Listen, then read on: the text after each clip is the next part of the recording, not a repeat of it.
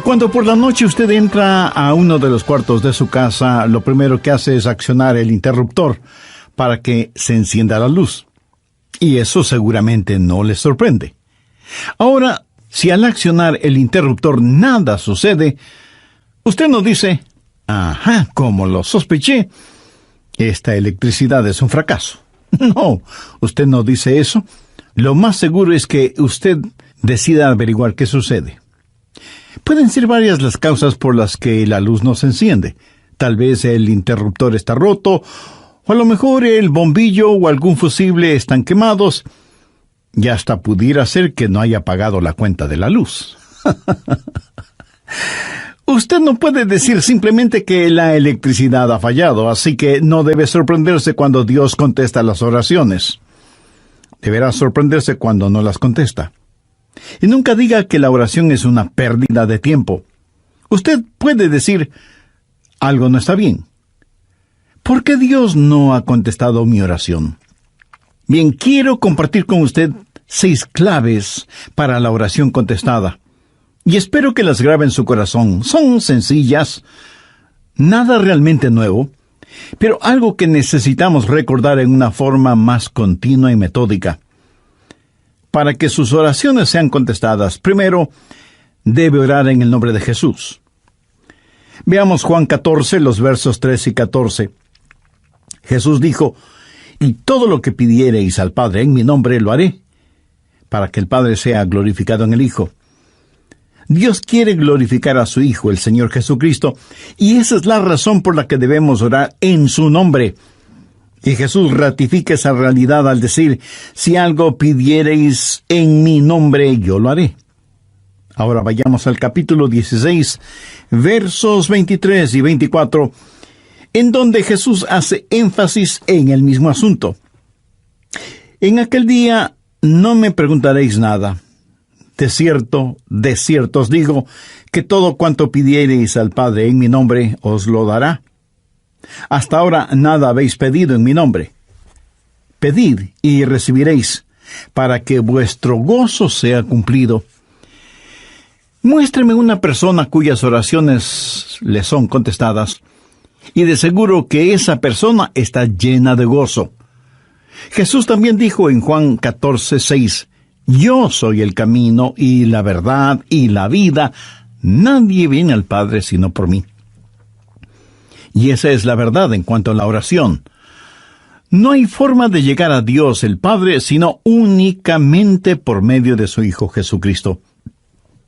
Supongamos que usted se pierde buscando una dirección en un lugar que no conoce.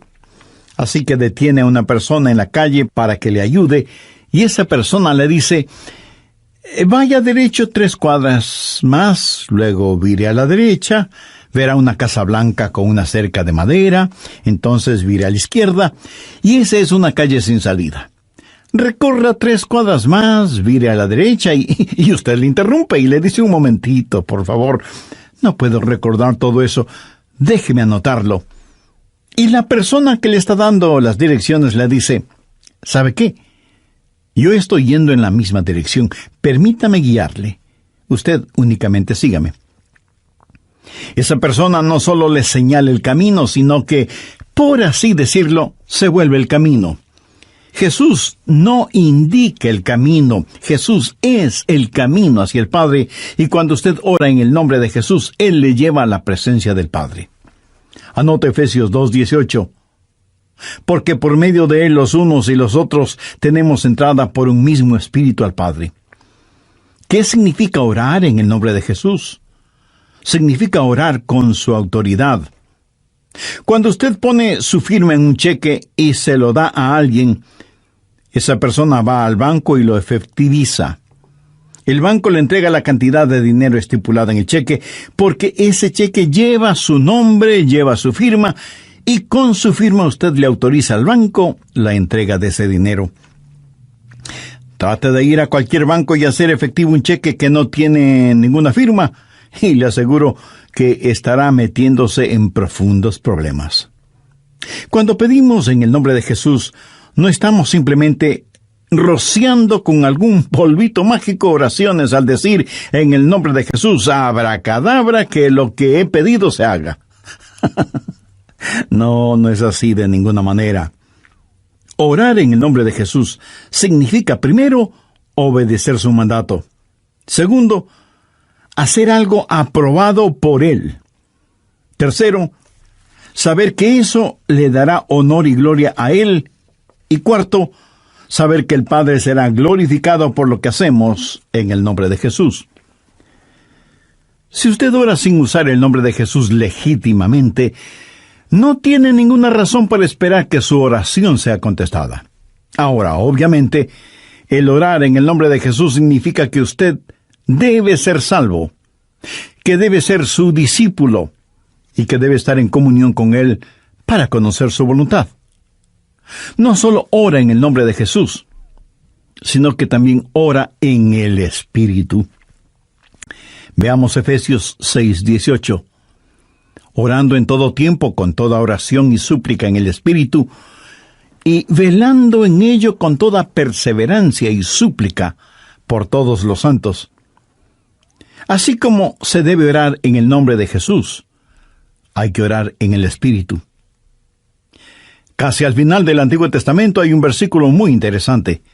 Busque Zacarías 12:10. Dios habla de lo que hará en los últimos días, cuando los judíos como nación vengan a Jesús. Y derramaré sobre la casa de David y sobre los moradores de Jerusalén espíritu de gracia y oración, y mirarán a mí, a quien traspasaron, y llorarán como se llora por hijo unigénito, afligiéndose por él como quien se aflige por el primogénito. Hay muchas cosas maravillosas en este versículo, pero lo que más me bendice es que Dios dice que hay un Espíritu, el Espíritu Santo, que es el Espíritu de gracia y de oración. ¿Tiene usted dificultades al orar? ¿Sabe por qué? Porque no está lleno del Espíritu. Porque cuando lo esté, la alabanza y la oración fluirán de su Espíritu. Usted estará constantemente alabando a Dios y constantemente suplicando en oración. Dios dice que un día Él va a derramar su espíritu de gracia y oración sobre los judíos, pero Él ya ha derramado su espíritu de gracia y oración sobre usted. Por lo tanto, usted debe orar en el Espíritu. En la pequeña epístola de Judas, el verso 20, dice, «Pero vosotros, amados, edificando sobre vuestra santísima fe, orando en el Espíritu Santo». ¿Había notado eso? ¿Cómo se desafía usted mismo? Orando en el Espíritu Santo. ¿Por qué es tan importante orar en el Espíritu? Bien, sabemos que cuando oramos en el nombre de Jesús, oramos con autoridad. Pero cuando oramos en el Espíritu, oramos con fortaleza para que Él nos ayude. Déjeme, le muestro algo en Romanos 8:26. Y de igual manera, el Espíritu nos ayuda en nuestra debilidad, pues que hemos de pedir como conviene no lo sabemos. Pero el Espíritu mismo intercede por nosotros con gemidos indecibles. Mi amigo, esto significa que cuando usted ora, no lo puede hacer sin el Espíritu, y Él no lo hará sin usted. Es el Espíritu el que ora. Y Él hace por usted lo que usted no puede hacer por usted mismo. El Santo Espíritu de Dios inspira, guía, pone energía y sostiene nuestras oraciones. Nuestro espíritu humano es débil, y aunque el espíritu esté dispuesto, nuestra carne es débil. Por lo tanto, el Espíritu Santo nos ayuda en nuestra debilidad. No hay ninguno de nosotros que alguna vez no haya dicho, «Fallé en mi vida de oración. Ojalá pudiera orar más. ¿Por qué no puedo hacerlo?» Le diré por qué no oramos más. Francamente, porque somos débiles. Pero nuestra debilidad no debe convertirse en incapacidad, sino más bien en fortaleza, porque la Biblia dice que cuando somos débiles, somos fuertes. Si aprendemos a depender en el Espíritu Santo, quien nos ayuda en nuestras debilidades, inspirándonos, guiándonos y capacitándonos. Más aún, Él nos ayuda en nuestra ignorancia. Pues ¿qué hemos de pedir como conviene? No lo sabemos. ¿Alguna vez ha pensado en eso? Estuve una vez en una conferencia bíblica en Dallas. Al finalizar la conferencia, 2 jóvenes estudiantes se me acercaron y uno de ellos me preguntó, «Pastor, ¿usted ora?» Le respondí que sí. Entonces me dio una pequeña tarjeta diciéndome, «Aquí están nuestros nombres. Somos estudiantes en el seminario. Por favor, ore por nosotros». Yo les agradecí y puse esa tarjetita en mi Biblia. He orado por esos estudiantes, pero no creo que lo haya hecho en forma regular. No porque ellos no me importen, pero una asignación de oración es más que 2 nombres en una tarjeta. Si tuviera que orar por todos quienes me piden que ore por ellos, ni las 24 horas del día serían suficientes, se lo aseguro. Esa es la verdad. Si usted trata de orar por todos y por todo, su oración, en vez de ser un caudaloso río, se convertirá en un estancado pantano. La oración, para que sea poderosa, tiene que ser canalizada. Cuando alguien me dice que está orando por mí, me siento increíblemente bendecido. Y hay hermanos que me dicen que oran por mí diariamente, y doy gracias a Dios que muchos oran por mí. Pero me entristece la realidad de que hay millones de seres humanos por los cuales nadie ora. Ahora escúcheme. Yo no deseo estar en la lista de oración de alguien, a menos que el Espíritu Santo haya puesto primero mi nombre en el corazón de la persona que dice que ora por mí.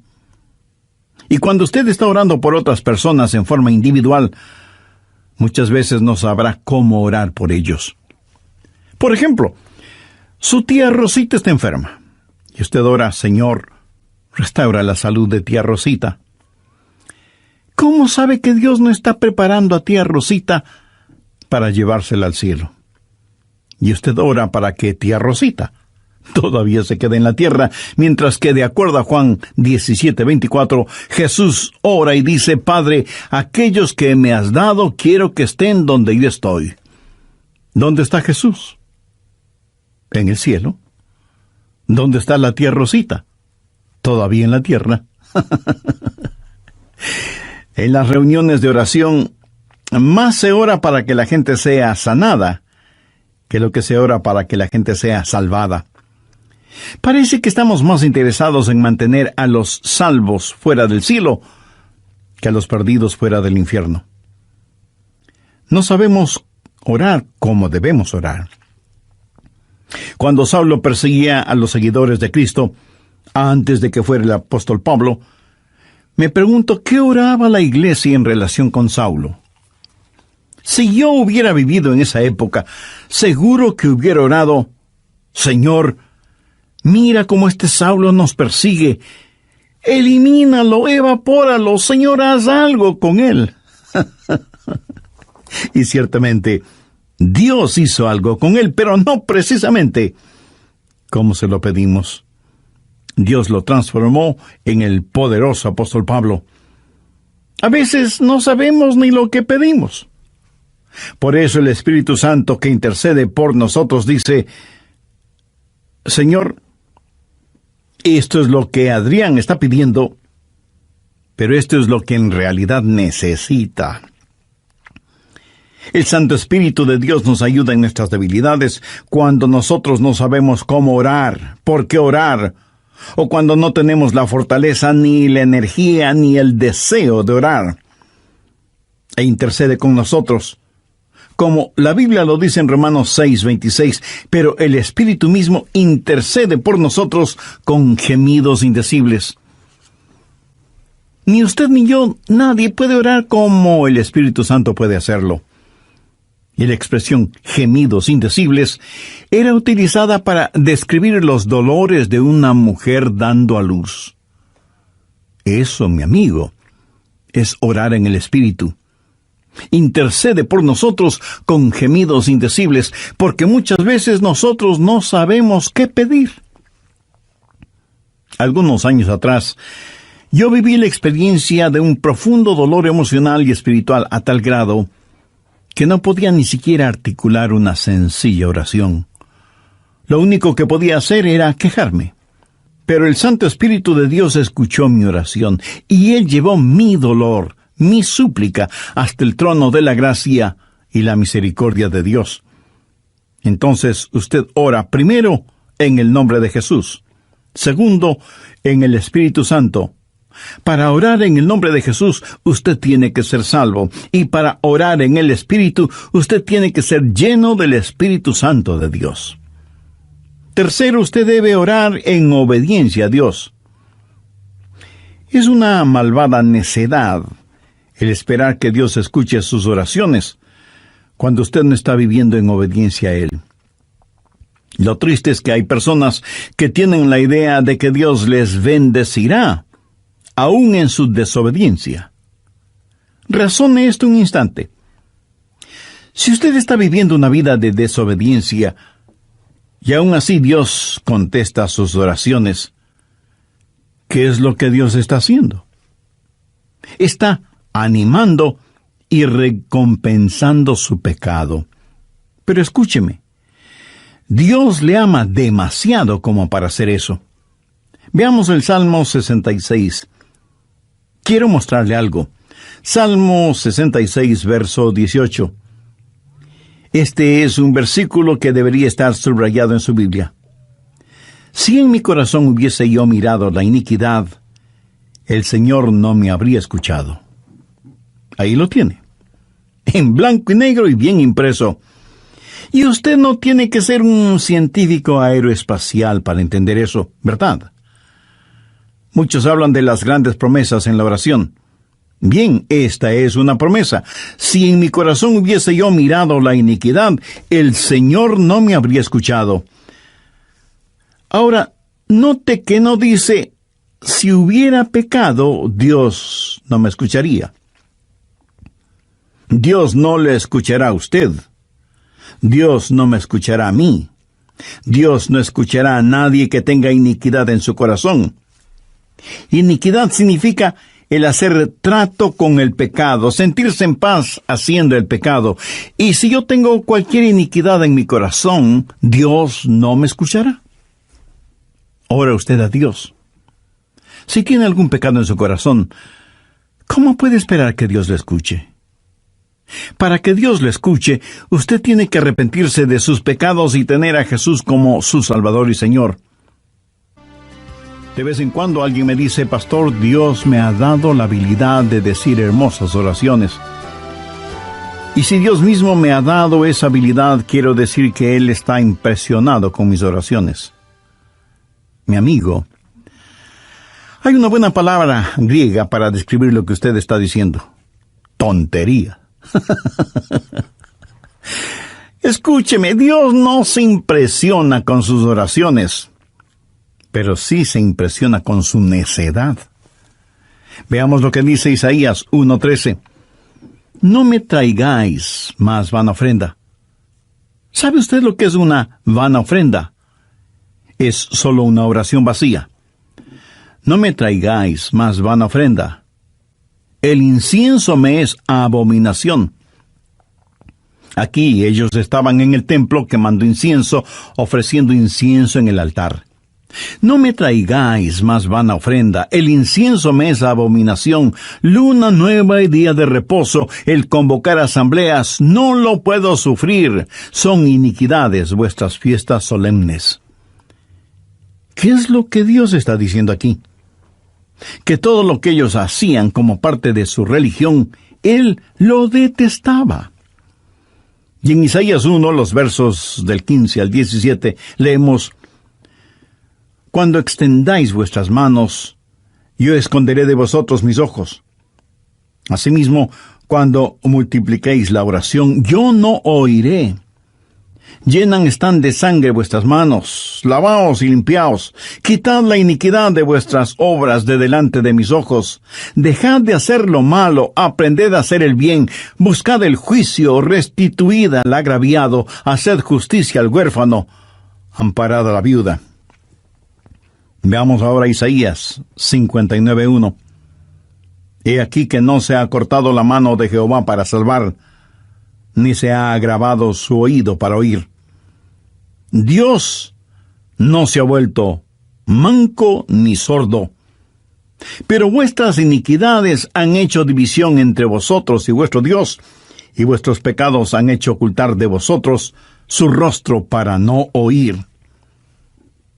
¿Ha leído alguna vez algo del libro de Esdras? Vayamos al capítulo 9, verso 6. Esdras está orando y dice: Dios mío, confuso y avergonzado estoy para levantar, oh Dios mío, mi rostro a ti, porque nuestras iniquidades se han multiplicado sobre nuestra cabeza, y nuestros delitos han crecido hasta el cielo. Mi amigo, debemos orar en obediencia. Para resumir un poco todo esto, vamos a la primera epístola de Juan. No el Evangelio de Juan, sino la primera epístola de Juan, capítulo 3, verso 22. Y cualquier cosa que pidiéramos, la recibiremos de Él, porque guardamos sus mandamientos y hacemos las cosas que son agradables delante de Él. Los rebeldes jamás verán sus oraciones contestadas. Déjeme retroceder un poco las páginas de la historia. ¿Recuerda cuando Israel había conquistado Jericó? Y tuvieron que pelear contra un pequeño pueblito. No era ninguna gran ciudad. Un pueblito llamado Ai. Apenas 3 letras, H, A, I, Ai. Y sin embargo, los israelitas tuvieron que huir, como se dice vulgarmente, con el rabo entre las piernas, ignominiosamente derrotados. Y Josué tiene que ir y postrarse delante de Dios y preguntarle cómo pudo permitir que tal cosa sucediera. Mire lo que le contestó Dios en Josué 7, los versos 10 y 11. Y Jehová dijo a Josué: levántate, ¿por qué te postras así sobre tu rostro? Israel ha pecado. ¿Qué está diciendo? Josué, hijo mío, ¿por qué me estás orando? No puedes utilizar tus oraciones como una cortina de humo para ocultar el pecado que hay en medio del pueblo. Enfrenta y elimina ese pecado, y entonces oiré tus oraciones. Cuarto, usted debe orar en la voluntad de Dios. No solo conocer a Jesús, no solo ser lleno del Espíritu, no solo obedecer los mandamientos, pero aun habiendo hecho todo esto, todo lo que usted desea no es necesariamente la voluntad de Dios para usted. Anote 1 de Juan 5, versos 14-15. Y esta es la confianza que tenemos en Él, que si pedimos alguna cosa conforme a su voluntad, Él nos oye. Y si sabemos que Él nos oye en cualquier cosa que pidamos, sabemos que tenemos las peticiones que le hayamos hecho. Orar en la voluntad de Dios. Y usted no encuentra la voluntad de Dios simplemente por adivinación. Pastor, ¿cómo voy a conocer la voluntad de Dios? Bien, permítame hacerle una pregunta. ¿Quiere en realidad saberlo? Y usted me responde: bueno, no sé si quiera saberlo o no. Entonces le haré otra pregunta. ¿Quiere hacer la voluntad de Dios? Y usted me responde: sí, claro que sí. ¿La quiere hacer realmente? Quiero decir, si Dios le dijera este mismo momento: hay algo que deseo que hagas, ¿lo haría? ¿Sabe usted cuál sería la primera pregunta debido a nuestra naturaleza humana? ¿Qué es, Señor? Esa no debería ser la primera pregunta o la primera respuesta. Usted no puede contestar una pregunta con otra pregunta. Usted debe contestar esa pregunta con una afirmación. Adrián, hay algo que quiero que hagas. ¿Lo harás? Yo debo contestar: Sí, Señor, lo haré. ¿Qué es lo que quieres que haga? Mira, la manera de conocer la voluntad de Dios no es sabiendo lo que es, sino comprometiéndose a hacerla aún antes de saber lo que es. Eso es confianza. Sencillamente diga, Señor, estoy listo, y haré lo que quiera que tú quieras que haga. Y aunque esa frase pueda trabar nuestra lengua, destraba nuestra capacidad de obediencia. Debo admitir que muchos tienen temor de la voluntad de Dios. De alguna manera se les ha metido la idea en la cabeza de que si se prestan para servir que otros exóticos alimentos. ¿Sabe qué? Pudiera ser que así suceda. La forma de conocer la voluntad de Dios es aceptando la voluntad de Dios antes de conocer cuál es la voluntad de Dios.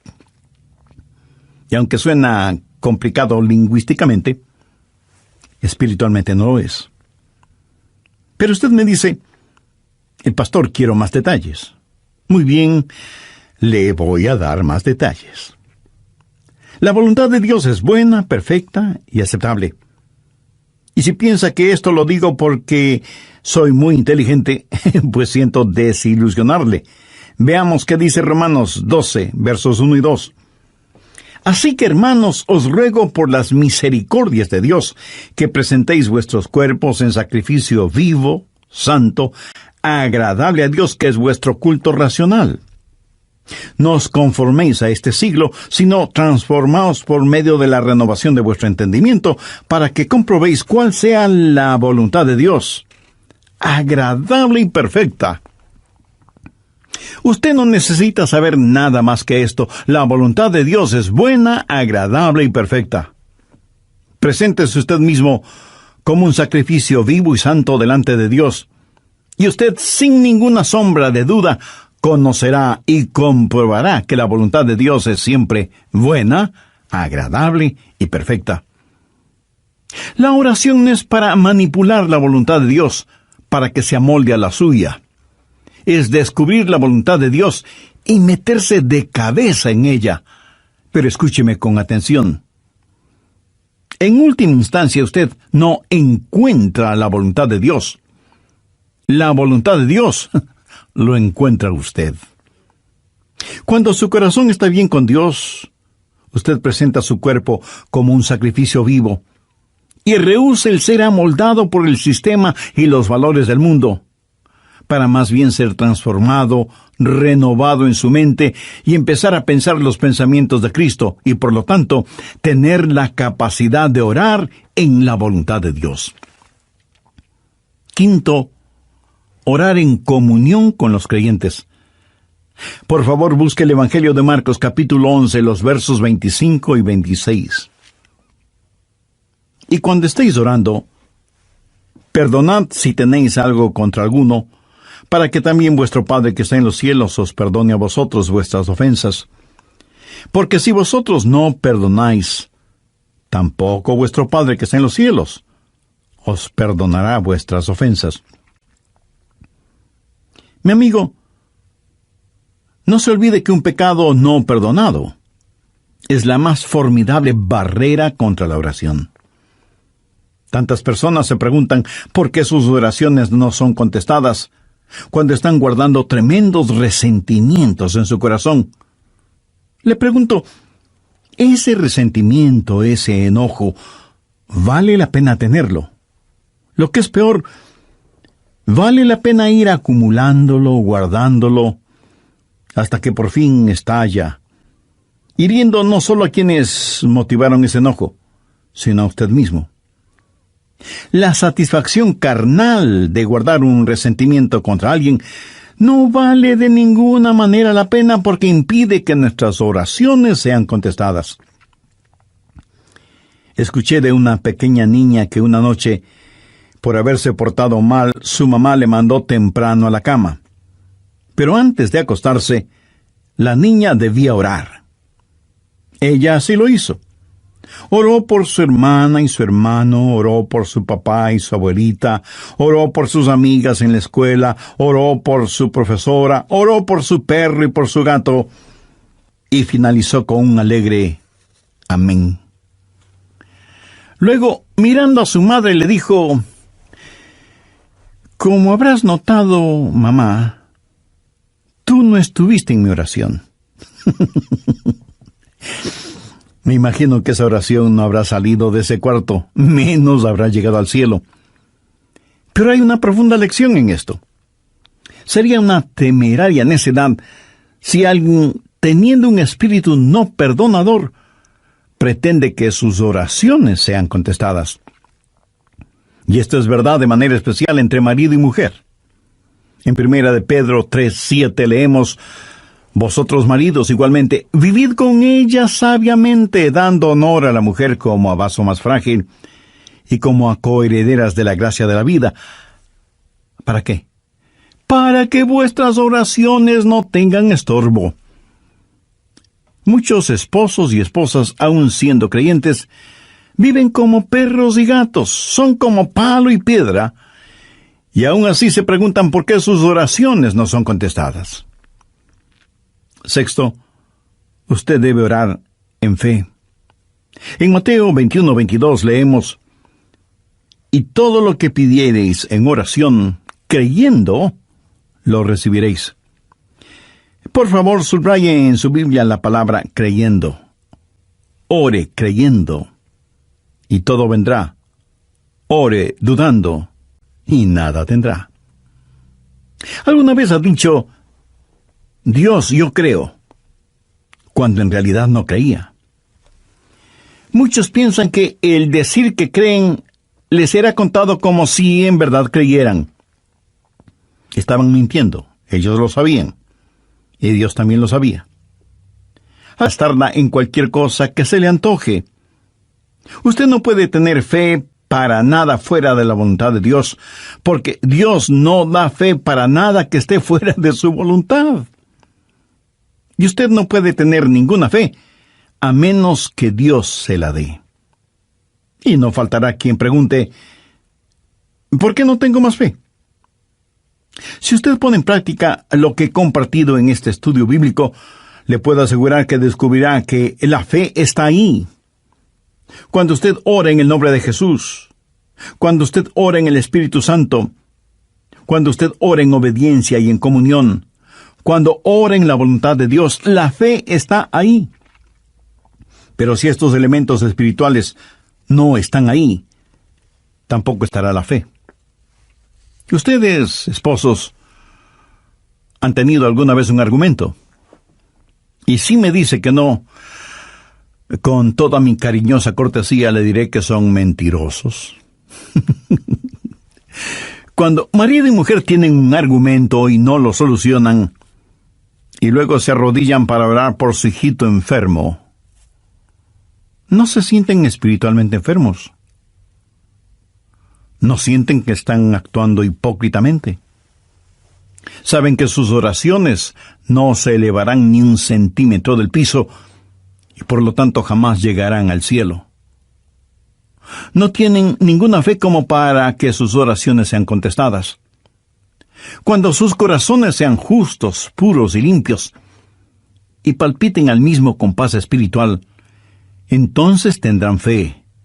Y al tener fe, esa fe será el combustible para transportar su oración hasta el trono de la gracia de Dios.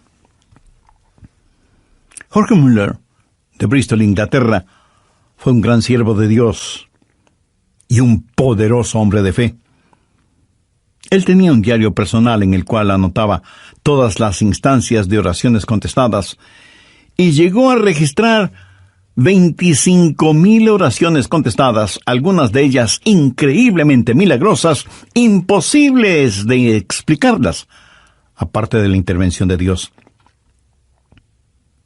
Alguna vez alguien le preguntó a George Muller: ¿cuál es el secreto para que las oraciones sean contestadas? ¿Sabe cuál fue su respuesta? Tenga fe en Dios. Tenga fe en Dios. Ahora, Yo no creo que él dijo tenga fe en Dios, sino que dijo tenga fe en Dios. Mira, en realidad no es una gran fe la que necesitamos, sino que necesitamos tener fe en un gran Dios. Fe no es solo un sentimiento positivo, ni el que usted se vuelva frenético o fanático, sino tener la absoluta confianza de que Dios hará lo que usted le ha pedido, si ese pedido está encuadrado dentro de los parámetros de la voluntad de Dios. Los discípulos le dijeron a Jesús, Señor, enséñanos a orar. Y ese debe ser nuestro pedido también, para que Dios nos ayude a ser hombres y mujeres de oración. Hay algo en nosotros que se resiste a orar. Preferimos ocuparnos en cualquier otra cosa en vez de orar. Y eso se debe a nuestra naturaleza carnal y pecaminosa. Por eso necesitamos la ayuda de Dios para que amemos de tal manera a Jesús y seamos llenos de su Espíritu Santo para que la oración fluya de nosotros en forma constante y que oremos siempre en el nombre del Señor Jesucristo. ¿Ha notado con qué facilidad podemos pasar horas haciendo deportes o realizando nuestros pasatiempos favoritos o simplemente mirando programas en la televisión? Pero ¿qué trabajo nos cuesta invertir unos minutos en la oración? La oración eficaz, mi estimado amigo, debe ser un acto intencional de nuestra voluntad. No debemos acercarnos al trono de la gracia en forma casual, sino en forma totalmente intencional. Seguramente entre quienes me escuchan habrá quienes, a pesar de ser religiosos, este asunto de la oración es muy secundario en sus vidas. Ahora, si usted aún no es salvo, mayor razón para que ore a Dios. Lo puede hacer este mismo momento diciendo con sus propias palabras algo como la siguiente oración. Dios eterno, reconozco que soy una persona que no me he acercado a ti en oración, sino en raras ocasiones. Reconozco también que soy pecador, que estoy perdido y que necesito ser salvo para tener la seguridad de ir al cielo cuando me llames a tu presencia. Señor Jesús, creo que eres el Hijo de Dios y que entregaste tu vida y derramaste tu sangre en la cruz para, por medio de tu sacrificio, pagar la deuda de mis pecados, perdonarme, limpiarme y salvarme. No sé si mi fe es grande o pequeña, pero con la fe que tengo este momento te invito a que vengas a mi corazón y seas mi Salvador y mi Señor. Toma el control total de mi vida y ayúdame a ser la clase de persona que tú quieres que sea. Ayúdame a ser un testigo fiel de tu gracia y misericordia hasta el momento en que me llames a tu presencia. Lo pido en tu santo nombre. Amén.